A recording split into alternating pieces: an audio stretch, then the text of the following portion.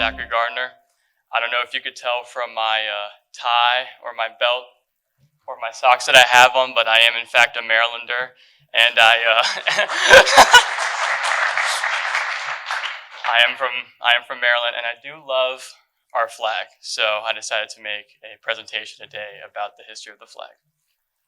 So I remember in elementary school being taught about the history of the Maryland flag and how it was the heraldic combination of the coats of arms of the Calvert family and the Crossland family. And this would become the coat of arms of Cecil Calvert, who was the second Baron Baltimore and the proprietor of the Maryland colony. But because I wanted to do a research project on this flag, I decided to do more research to try to see what I could write my paper about. So when I looked up information on the history of the flag of Maryland, I did not really get much information about heraldry, but rather I got information about the Civil War. So when you first look up history of the flag of Maryland, you get a number of online news articles talking about how the Crossland section in the second and third quarter of the flag have Confederate ties or ties to the Civil War. And this intrigued me. I had never heard this before. I'd never been taught this before in school. So I wanted to look more into it and learn more information about this flag, which I thought I knew so much about. So where does everybody go to first learn information? They go to Wikipedia. So I went to Wikipedia first, and Wikipedia made a few interesting claims. They said that the Confederates in Maryland, who sided with the Confederate side, they used a Crossland banner, either being sympathizers or being fighting in the Civil War, and that the black and gold was used by the Union, and it was put on their pins and it was put on their uniforms, while a Crossland banner was used as pins or put on their uniforms. Following this, the flag was first flown in Baltimore all together again, and then it was flown again at a monument dedication in Gettysburg. On this Wikipedia page, it also has two photos, both of which claim to be a Lord Baltimore's banner and a Crossland banner used respectively by the Union and the Confederates during the Civil War. I had never seen this before, and these are, of course, digital recreations, so I was very suspicious. Whenever I go on Wikipedia, I think the first thing that you should do once you read something that you're really interested in is to check where the citation's from. So I decided to check the citations on the Wikipedia page, and out of all the information that I had up on these 3 slides, there were only 5 total citations, and 4 of them were not good at all. They had very little to no helpful information. 2 of them were online news articles that had no references or citations to anything, and then 2 of them were from the government Maryland website, and they had very little to do with what was being spoken about in these paragraphs. But the 5th citation, however, had information from the Maryland government website on the history of the flag of Maryland. It makes a few similar claims. They state that the black and gold of the Calvert was strongly associated with the state, and so therefore strongly associated with the Union. The Confederates, in opposition to this, adopted a red and white Crossland banner. And ultimately, Confederate sympathizers in Baltimore would wear red and white associated with the Crossland banner, and they would be prosecuted because Baltimore was occupied by the Union during the time because it was a border state. Pins were also used by Confederates and placed on their uniforms, and a flag flown by Brigadier General Bradley T. Johnson, he'll be a very important figure, contained a cross botany on it, his headquarters flag. So what's the purpose of this presentation? Ultimately, the purpose of this presentation regarding vexillology is to determine what is fact or myth about the flag of Maryland. I'm reading a lot of information, but I'm not seeing any citations, so I want to determine what is fact and what is myth. But research-wise, the purpose of this presentation is to show that you should always scrutinize citations, and you should always look deeper into your sources and learn and try to get primary sources so you can have a better understanding of your topic. So the outline of the presentation, I'm going to be going over 5 claims made by the Maryland government website, the Wikipedia page, and these online news articles about the Maryland flag, seeing if they are myth, fact, or a little bit of both, because history is not black and white. So maybe it will take some truth and some myth. The research methodology of this presentation was to strongly scrutinize any online sources and to try to get as much information from primary sources as possible in order to build a greater foundation. And I wanted to be aware of vexi-chauvinism, a term coined by our very own David B. Martucci, which is our own historical or design thoughts placed onto historical flags. So I needed to be careful regarding research. So the first question I'm going to try to answer is, was a banner specifically depicting only the Crossland coat of arms ever used by the Confederacy, whether in war or in protests? Well, first I had to determine whether the colors red and white were in fact associated with both the Confederacy and the Crossland coat of arms, as seen in the protests. So I did find a great number of primary sources explaining that Confederate sympathizers, particularly in Baltimore, did indeed wear red and whites, and this was associated with the Confederacy, and they were arrested for this. So I have 3 examples of this. This one I find very interesting. They made rebellious flowers of red, white, and red and wore them around town. But this is in fact very important, the red, white, and red, because the red, white, and red is strongly associated with the first national flag of the Confederacy, also known as the Stars and Bars. And as you can see, the red, white, and red pattern on the flag. So ultimately, I could not find any information online about the red and white being associated with this so-called Crossland banner, but I did find strong evidence that it was associated with the first national flag. So I decided to continue searching for this supposed Crossland banner, and I did find a number of references to secession flags during this time period, confiscated in Baltimore by federal troops, because usually they would write down what they confiscated and they would publish those. So we have a lot of those available to us. So here's a couple of examples of letters written talking about confiscated secession flags. We have here an article from the New York Times talking about the flying of a secession flag and it being taken down. And I wondered, could the secession flag be the first national flag? Could it also be the flag, the palmetto flag of South Carolina, since South Carolina, being one of the first states to secede from the Union, immediately adopted a state flag, and this flag was strongly associated with the Confederacy as well. But I did find an example stating that a secession flag and a palmetto flag were separately found and confiscated, therefore meaning that they're 2 different flags.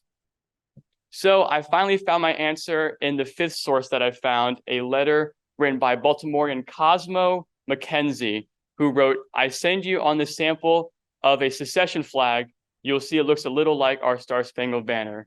So at least according to Baltimoreans, which is really all I needed, the secession flag was indeed the first national flag of the Confederacy. So I could not find any information specifically talking about a Crossland banner.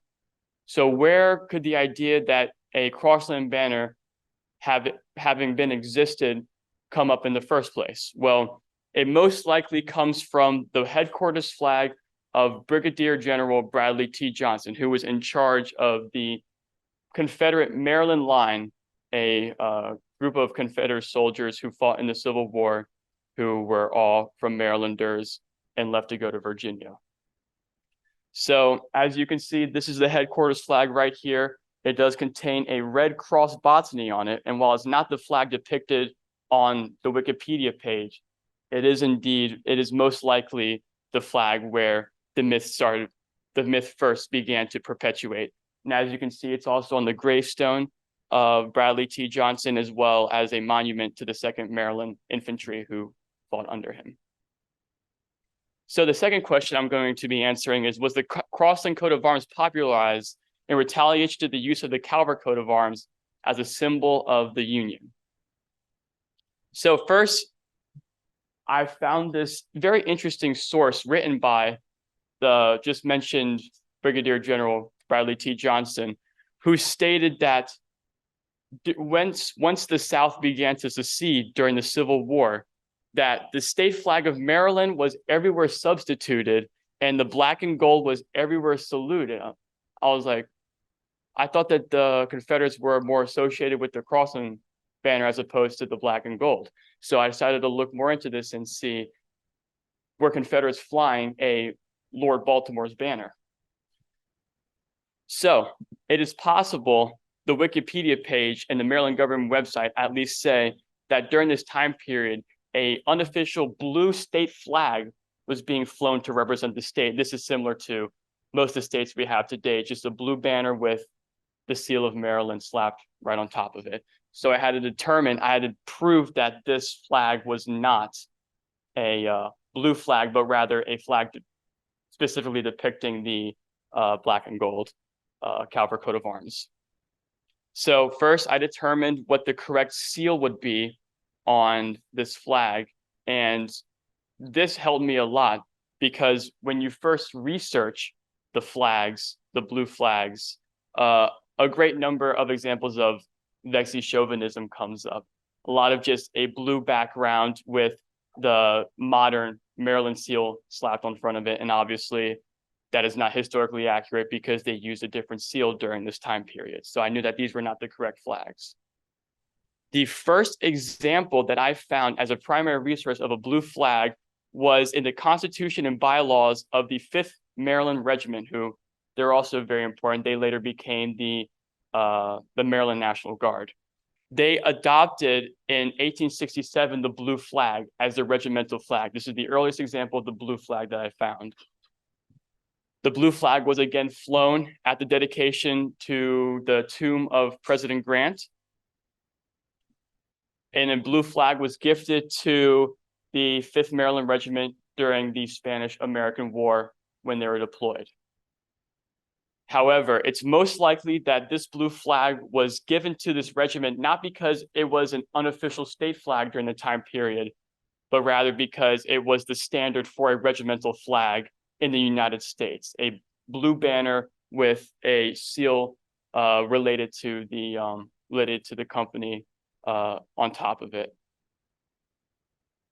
And following the Spanish-American War, the actual flag of Maryland, the contemporary flag that we see today, even though it was adopted officially in 1904, by 1901, it was being used widespread everywhere. This flag was very popular, and you don't really see this blue flag anymore, which means that if there's no examples of this blue flag being used prior to the Civil War, then it is most likely that this flag mentioned by Bradley T. Johnson was in fact might have been a Lord Baltimore's banner or a banner specifically depicting the Calvert coat of arms. The next question that I wanted to answer was the cross botany symbol used as a pin for Maryland Confederate soldiers and the Ben Dexter used as a pin for Maryland Union soldiers? This one was a little bit easier to answer. There's no evidence, I could find no evidence or primary sources of any Union soldiers from Maryland using a Ben Dexter pin or having a Ben Dexter sewn onto their uniform. Perhaps there is evidence out there that I just could not find through my research, and if there is, I will gladly change my answer. But from what I could find, I could not find any evidence for this. But there is a great number of evidence of these cross botany pins. As you can see here, here's a number of examples of these pins that were worn by Confederate Maryland soldiers depicting the cross botany of the Maryland flag. But the Confederates did not only use these cross botanies, they also used the entire coat of arms on things like their cockades and things like their belts. I saw someone had a purse with it. It's not up here, but someone had a purse depicting it. So the Confederates did not shy away from using the Calvert coat of arms by any means. They used the entire seal because they loved their state just as much as the Union did. And so they felt what they were doing was right for their state just as much as those who sympathized with the Union would feel. So moving on. The next question, was the complete Maryland coat of arms separated during the Civil War and used only after the end of the war to signify the union of the North and the South? Again, this one was a rather quick and easy one to answer, but the answer is no. There are a great number of examples of Confederate banners being used depicting the entire seal. There was very little to no favoring of either the Calvert or the Crossland coat of arms. And the only example that we can see of that is in the cross-botany headquarters flag flown by Johnson. Here's some more examples of Confederate flags depicting the entire seal of Maryland. But this was not only for the Confederates. The Union did this as well. Here, these were very difficult to find, I will say. There's not that much research on Union Maryland flags today, which is quite disappointing because there's a great number. But here are a number of examples of Union flags also depicting the entire coat of arms of Maryland. So ultimately, neither side favored the Calvert or the Crossland coat of arms. They fully depicted the entire seal of Maryland on their flags. And the final question is, was the creation of the Maryland flag a deliberate combination of the Calvert and Crossland coat of arms in order to preserve the history of the Confederate effort in Maryland? Now, this one, I was very intrigued to find this out because this is what most of the online articles focused on. So this is just looking back at the Wikipedia article, seeing what they claim that it was first flown at a parade in Baltimore, later flown at a Gettysburg dedication. I did confirm in a sketch by Frank B. Mayer that it was first flown to lead the 150th anniversary parade in Baltimore. But something interesting that I found was that a number of online sources claimed that the 5th Maryland Regiment, who first adopted the flag, had many Confederate veterans in it. And so they intentionally flipped the Crossland and the Calvert coat of arms on the flag in order to sort of preserve the Confederate history. So I was very interested in trying to find an example of this. And ultimately, I could not. Here is an example. Here's a photo taken at the Gettysburg Monument dedication. As you can see, the Calvert coat of arms is featured in the first quarter of the flag in this example. It was not used until after the Spanish-American War by the 5th Maryland Regiment again during the Mexican Border War. There it is in the first quarter yet again. But I did find an interesting example during World War II. The 5th Maryland was having a parade in Aldenhoven, Germany. And at this parade, they accidentally flew the flag upside down. So I guess you never associate something with malice when it can be explained through ignorance. So, but besides this, I could find no examples of the quarters being intentionally flipped by Confederate sympathizers in the 5th Maryland Regiment. So are there any Confederate ties? Well, here's a more subtle one with the cross-botany placed on top of the flag. It's actually part of Maryland code that a cross-botany be placed on top of the flagpole containing the Maryland flag. So it was originally a nickel-plated eagle, but it was later changed to become a cross-botany because Confederate veterans associated the cross-botany with Brigadier General Johnson. So there's a more subtle example of Confederate history in the Maryland flag. But a more explicit example was the 5th Maryland Regiment was recognized by the state as having association with the 1st and 2nd Confederate Maryland Infantry because these were the people who mostly made up the 5th Regiment. And so they were given as their official organizational flag a Confederate flag by the state. And so as you can see in these photos, the Confederate flag was flown alongside the Maryland flag in a number of examples by the 5th Maryland Regiment. So, in conclusion, what did I find was fact? I found that the red and white was used by Confederate sympathizers due to their connections with the first national flag. The guidon of Brigadier General Johnson prominently displayed a cross-botany. The cross-botany pins were indeed worn by many Maryland Confederate soldiers. The connections between the cross-botany and Johnson led to its use on his gravestone and Confederate memorials, but was only popularized way after the Civil War by the 5th Maryland Regiment. And the 5th Maryland Regiment, who were the ones to adopt first the contemporary Maryland flag, flew the Confederate flag alongside of the Maryland flag. What did I find was myth? The Confederates never used the red and white because of the Crossland coat of arms, rather the connection with the Confederacy. There was no Crossland banner ever flown by Confederates. There was no Lord Baltimore's banner flown in retaliation by the Union to the Confederates and vice versa. The Confederates did not adopt the cross-binding out of retaliation, and both sides during the war flew the entirety of the coat of arms. The Union never wore Ben Dexter pins. The Confederates did fly black and gold of the Calvert coat of arms to represent their state, and there were no documented examples of the quarters of the Maryland flag ever being flipped intentionally by Confederate veterans, members of the 5th Maryland Regiment.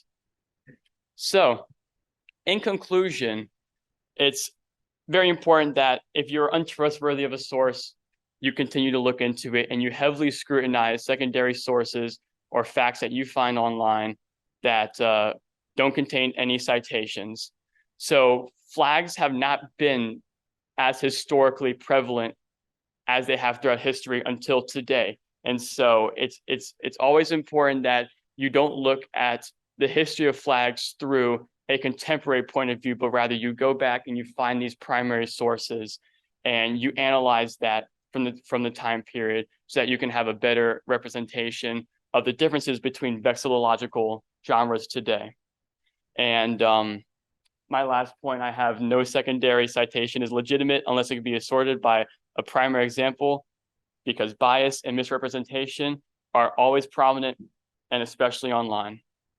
A few acknowledgements. The American Civil War Museum in Richmond, Virginia, were very helpful in getting me the flag of Brigadier General Johnson because I couldn't find the flag anywhere online. I had to reach out to them. The Maryland State Archives got me many flags on the Union side and the Confederate side. There's no examples of Union flags from Maryland online. Like I said, it's very, very little research. And then UMBC Library also helped me with a lot of special collection books which had information on the history of the flag of Maryland. So that's it. Thank you very much.